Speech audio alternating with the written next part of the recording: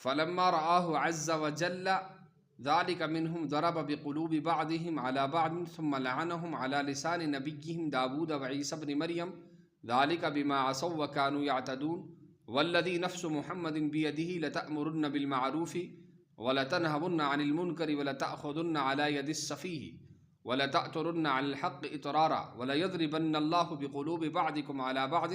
ثم يلعنكم كما لعنهم۔ حضرت عبداللہ بن مسعود رضی اللہ تعالیٰ عنہ سے روایت ہے کہ رسول خدا صلی اللہ علیہ وسلم نے ارشاد فرمایا کہ تم سے پہلی امتوں میں جب کوئی خطا کرتا تو روکنے والا اس کو دھمکاتا اور کہتا خدا سے ڈر، پھر اگلے ہی دن اس کے ساتھ اٹھتا بیٹھتا، کھاتا پیتا، گویا کل اس کو گناہ کرتے ہوئے دیکھا ہی نہیں۔ جب حق عز و جل نے ان کا یہ برتاؤ دیکھا تو بعض کے قلوب کو بعض کے ساتھ خلط کر دیا، یعنی یہ تم گوڑ تم ون کیا کرن دس تم یہ ما کرتے کی پتہ یل سات بیک دو گسان بیہان وتھان امس زن تو رات کی پتہ کر اللہ تعالیٰ نے اہم دل ہی کیا کرن، یعنی یہ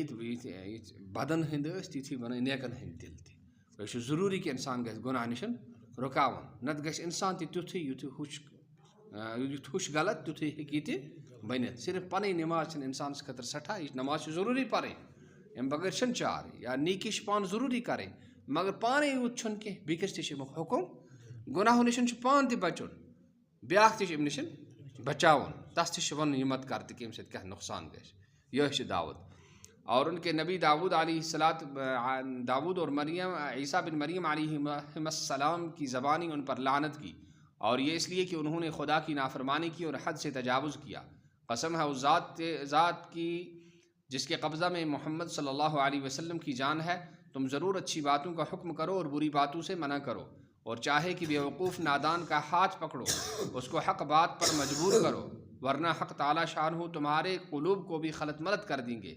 اور پھر تم پر بھی لعنت ہوگی جیسا کہ پہلی امتوں پر لعنت ہوئی۔ گویا کہ اتراوس یہ خلاص کہ ضروری